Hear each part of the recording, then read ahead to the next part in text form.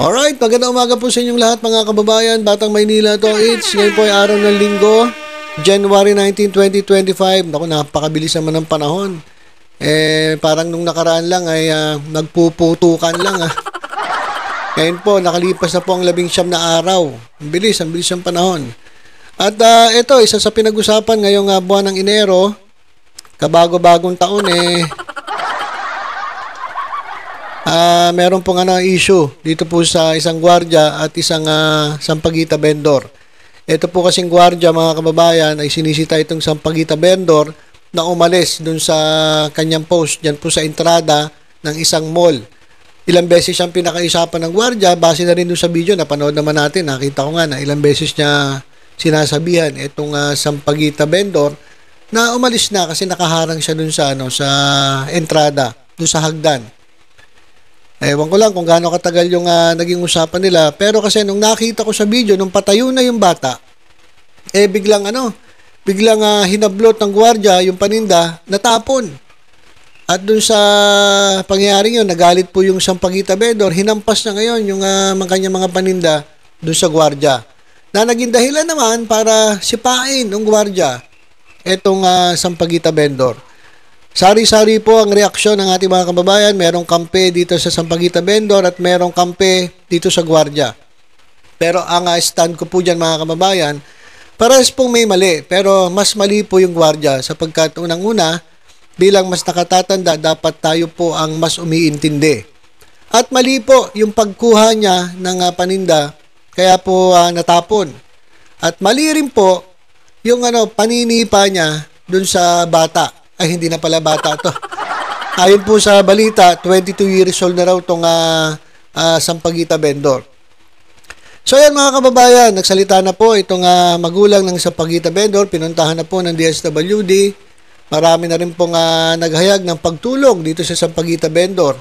At sa gwardiya, meron din gustong tumulong mga kababayan, katulad ni Rendon Labador. Napupunuin daw ng appliances yung bahay ng gwardiya. So, eto mga kababayan, sa wakas, maririnig na rin natin ang side na itong gwardiya. Ito pong sikyo na nanipa po dito sa sampaguita vendor at naghumila nung yun lang po siya nagkamali . Wala naman po sanang problema kung paalisin niya kasi trabaho niya yon. Pero yun po kasi, doon po kasi na nag-react ang mga tao. Kaya sabi nila mali yung guard. Pero sabi ni Rendon tama daw. Ito mga kababayan, pakinggan natin yung yung paliwanag ng gwardiya dun sa nangyari. Mga kababayan, ito po. Pakinggan po natin si security guard. Ito mga kababayan Okay. Magandang umaga po sa inyong lahat. Unang-una po ay humihingi po ako ng... Okay. So kung titingnan ninyo mga kababayan, naka-uniforme, ibig sabihin, hindi pa po siya tanggal sa trabaho. O kaya naman, ginawa niya yung video nung hindi pa siya tinatanggal. Kasi sa pagkakaalam ko, tinanggal lang siya dun sa mall, sa SM. At meron po siyang ban, kumbaga naban po siya na hindi na siya pwedeng mag-duty sa anumang malls under SM management. Para sa akin naman, sabi ko, wag nyo nang tanggalin, ilipat nyo na lang dun sa lugar na pwede niyang pagjutihan, katulad nung yung nagbabantay ka ng property, nandun ka, o dala mo yung shotgun mo, nakaupo ka lang dun maghapos, sarap buhay mo ron. Maghihintay ka lang nung papasok, bawal pumasok, yun lang ang gagawin mo, pag may pumasok, ayun, ito, magagamit mo na yung talent mo. Sisipain mo ngayon yung mga pumapasok, mga trespasser doon. O, hindi ka masisita kasi yung pagsipa mo, bawal, although bawal, pero bawal din po yung trespassing At walang makakita sa'yo, walang magbibideo sa'yo kasi konti lang tao rin, baka ikaw lang sa kayong i-video mo na. I-video mo na ngayon para at least ligtas ka. Sabi mo, no, sinisita ko tong pumasok dito sa property ko. O guys, sisipain ko na ba? At least ligtas ka kasi nagpaliwanag ka bago mo sipain, nagpaliwanag ka. So, sana naman wag tinanggal. Pero ito mga kababayan, habang nagsasalita siya ay naka-uniforme pa. Kaya malamang hindi pa ito tinanggal, baka nilipat lang. Pasensya sa mga nakapanood doon sa video nag-viral doon sa batang nagtitinda ng sampagita. Hindi ko po yun ginusto, sinusunod ko lang po yung trabaho ko bilang security guard. Sana po maintindihan nyo. Okay, so hindi naman niya ginusto. Ako naiintindihan ko, hindi naman niya talaga ginusto yun. Ginagawa niya lang yung trabaho niya. Tama naman yung sinabi ng gwardiya. Ginagawa niya yung trabaho niya. At siguro sinabi niya, hindi ko naman ginustong sipain. At hindi ko naman ginusto na masira yung paninda. Ay siguro yung sinasabi niya. Pero doon po sa napanood ko na video, yung tatay ng bata nagsalita na. Sabi niya, isa daw siya mabait na magulang. Okay, ito lang po yung sa loobin ko. Kung magulang po kayo, sana nagpaka-magulang po kayo. Hindi niyo po sana pinapayagan yung anak niyo na nagtitinda kung saan-saan. At saka doon sa bata na sabi niyo ay bata yun, makulit. Opo, makulit nga po at bata. Sa totoo po ay nakulitan na po ako sa kanya. Bilang pagsunod ko sa trabaho o sa pagsunod ko sa nakakataas sa akin, sinaway ko ito yung bata. Pero ayaw po magpasaway ng anak niyo. Hindi ko po talaga ginusto yung nangyari. Inuulit ko po. Doon po sa nagsasabi na wala daw akong awa. Inuulit ko po. Sumusunod lang po ako sa utos. Meron din pong naghihintay sa akin sa bahay. Teka. Sumusunod ka sa utos. Ba't inutusan ka ba na hablutin mo yung paninda para matapon? At may nag-utos ba sa'yo na sipain mo yung sampagita vendor?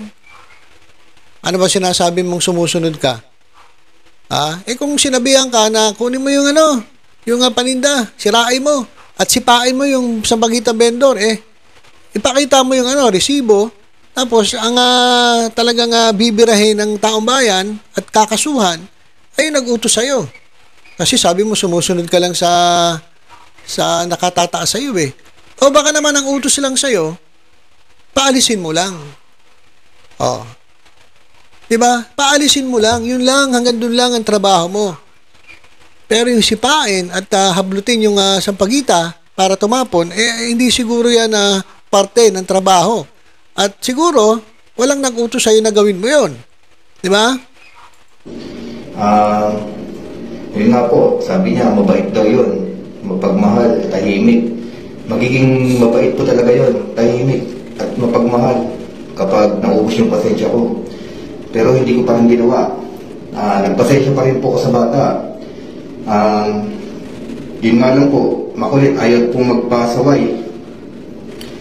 Ayaw sumunod sa sinasabi ko na umalis na, ayaw po umalis. Tapos yung paghatak po ng sampagita nasira. Tapos tinagampas po ko sa mukha. Sino po matutuwa sa ganun? Kami po bilang security, sumusunod lang po kami sa utos.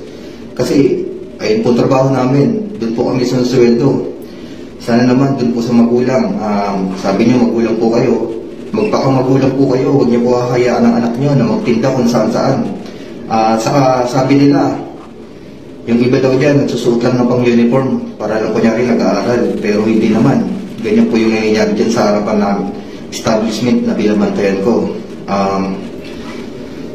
Yun, may natutunan po ako dun sa araw na yun. Sana pa may tutunan din kayo, mga magulang. Kayong mga magulang. Magpakamagulang po kayo. Kasi hindi lahat ng bata ay hindi papatulan. Kapag yan pinatulan, sasabihin nyo, mabait, tahimik at masayahin. Yun lamang po, inuulit ko, pasensya po sa lahat ng mga nakapanood ng video. Hindi ko po yung ginusto, ay sumusunod lang ako sa trabaho ko. Maraming pong salamat sa inyo. Okay. So yan mga kababayan yung sinabi ng gwardiya. Alam nyo, ito lang sa akin lang to, sariling gana kong opinion. Alam nyo, tama ang SM management. Huwag nyo na talaga ilagay ito sa mga pwesto dyan sa mall. Kasi po ito pagamat nagpapatupad siya ng kanyang trabaho, hindi niya kayang kontrolin ng kanyang sarili. Natutuwa sana ako nagsalita siya pero wala Alam niyo sinasabi niya? Naghahanap siya ng ibang masisisi. Sinisisi yung magulang. Talaga namang, kahit tayo sinasabi natin sa magulang, mali yun, huwag niyong pagtindahin. Pero, itong gwardiya mga kababayan, imbis na mag-sorry na lang kasi mali yung ginawa niya Mali yung mali yung sinipa niya, mali yung tapon yung paninda na sampagita ng vendor. Dapat yun na lang eh. Pero ang ginagawa nitong gwardiya na to, naghahanap pa ng ibang masisisi. At hindi niya raw gusto. Hindi mo nga gusto. Pero ang nangyari, hindi mo nakaya yung pressure. Bilang gwardiya, kinakailangan mong dapat makontrol ang iyong sarili. Dapat kontrolin mo ang iyong sarili. Hindi pwede yung ikaw ay nadadala ng iyong emosyon. So mali ka pa rin doon, Brad. Mali ka pa rin doon at sinisisi mo yung magulang. Tapos, sabi niya, hindi naman daw lahat magtitimpi at papatol. Okay lang sana kung hindi ka gwardiya kaso gwardiya ka. Nag-training ka ba? Tanong ko lang doon sa gwardiya, nag-training ka ba, Brad? Nag-training ka ba? O nakakuha ka lang ng lisensya doon sa parang bayad-bayad dyan sa sa krame. O baka naman sa recto mo lang nakakuha. Kasi bilang security guard, dumadaan kayo sa training. At sa training, pinapaliwanag sa inyo, o kahit sa hindi ko alam kung nag-criminology ka. Siguro kung criminology to, dapat police na to, kaya ibang posisyon. Pero malamang, hindi ito nag-aaral ng crime. So, training lang doon sa pagkuha ng lisensya bilang guard. Pero doon pa lang, di ba, dapat tinuturo na yung maximum tolerance at yung pagtitimpi. Hindi ka pwedeng madala ng emosyon mo. Ha? Okay na sana humingi ka ng paumanhin, hindi mo gusto yung nangyari, pero parang hindi sincere yung paghingi mo ng tawad kasi sinisisi mo yung bata, pagbibintangan mo pa na na scam. Tapos yung mga magulang, ginagawa mo sinungaling, sasabihin mo, hindi naman daw mabait yung bata, sinasabi ng magulang, mabait. Tiraulo pala tong gwardiya na Alam mo, imbis na matuwa ako sa'yo, mas lalo ako nabuisit eh. Pero imbis na aminin mo na lang yung kasalanan mo, humingi ka ng tawad, parang ginajustify mo pa yung ginawa mo. Kaya, mga kababayan, doon sa sumusuporta sa gwardiya, sabi ko sa inyo, yan magiging epekto eh. Kasi siguro nabasa niya ilang comment na kumakampi sa kanya. Kaya ganyan, imbis na mag-sorry na lang, aminin yung kasalanan, tapos, nangyari, ginastify niya pa, siguro nakita siya ng mga comment, kasalanan ng magulang yan. Oo nga naman, ito sasabihin ko. Mali eh. Wag mo na, yung problema mo, na nanipa ka, at tawag dito sinira mo yung paninda, wag mo nang isisi dun sa bata. Kasalanan mo yan sa sarili mo. Wag mo isisi sa magulang. Merong kasalanan yung magulang, tama ka. May kasalanan din yung yung bata, kasi matigas ang ulo, ayaw sumunod. Pero bilang gwardiya, dapat, nagtimpi ka, at dapat, hindi ka nadala ng emosyon mo, at dapat, sinunod mo yung mga protocols at dapat ikaw ang mas umintindi kasi mas matanda ka eh. Diba, Brad? Walang iya ka? Ano pa, talagang ginasify mo pa yung ginawa mo? Hindi sincere ang paghingi mo ng kapatawaran. Hindi ka nga ata humingi ng sorry. Kasi ang pinapalabas mo dyan sa sinasabi mo, kasalanan ng magulang, kasalanan ng bata, at ikaw'y sumusunod lang, kasalanan ng boss mo. Parang pinalalabas mo, kasalanan pa ng boss mo eh. Kasi sumusunod ka lang eh. Sumusunod ka. Pero, nanipa ka eh. Hinablot mo yung paninda, sinira mo eh. Inutos rin ba yan ng boss mo? Inutos ba na ng security agency? Inutos ba yan ng SM? Sira ulo ka pala eh. Wala, yung paghingi mo ng sorry, wala yan. Hindi ka sincere at mayabang ka. At sa totoo lang, dinajustify mo pa yung ginawa mo. Mali eh. Dapat nanghingi ka na lang ng sorry. O baka nabigyan pa kita ng appliance katulad ni Rendo. Wala, pero yung justify niya, yung mali niya, dapat lang talaga tanggalin ka. Pasensya na doon sa mga nakikisampatya sa gwardiya, dapat lang talaga tanggalin tong hinayupak na to. Yumabang pa mga kababayan kasi nga may kumukonsinti sa mga comments eh. Kaawa-awa daw yung gwardiya. O ngayon, tingnan nyo, ginajustify pa. Kaya kayo, yung mga magulang ng mga bata, kapag kayo, yung mga kumakampi sa gwardiya, pag sinipa ng gwardiya yung mga anak nyo, huwag kayo magreklamo ha. Ginagawa niya lang yung trabaho niya. Pag nasipa, nasuntok. O kaya na-shotgun yung mga anak ninyo, Huwag kayo magreklamo dahil sinasabi mo yung gwardiya, ginagawa lang yung trabaho. Mga tanga kayo. Hindi trabaho ng gwardiya yung manipa at manira ng paninda. At hindi niya kaya itong gwardiya na to. Pag-aralan mo yung anger management mo. Sinubok yung iyong pasensya, pero bumigay ka. Hindi ka dapat talaga mag-duty sa mga ganyang klaseng trabaho. Doon ka sa bundok. Doon sa may NPA, doon sa maraming NPA, doon ka mag-duty. Total mayabang ka at gusto mong manipa. So, yan lang mga kababayan yung update. Kala ko naman, matutuwa tayo dahil ang salita ng gwardiya at humingi ng paumanhin, walang iyayan. Anong klaseng paumanhin yan? Justify niya pa yung ginawa niya. Sinisisi pa yung magulang, yung bata. Sinisisi niya yung boss niya. Yung security agency, pati SM, kasi sumusunod lang daw siya. Kasalanan niyo pala yan. SM. Wala siyang kasalanan. Narinig niyo? May narinig ba kayo na humingi siya ng sorry dahil kasalanan niya? Wala naman, di ba? Sinabi niya hindi niya ginusto dahil inutos lang sa kanya. Ano ka, uto-uto? Robot ka ba? Para sundin lahat ng inutos sa'yo? Wala ka bang utak? Ito po yung klaseng gwardiya, mga kababayan, na mahirap tong kunin duty kasi i-justify niya, ililigtas niya yung kanyang sarili, magtuturo siya kahit sino para lang maligtas niya yung pagkakamali niya, para hindi niya maamin yung pagkakamali niya.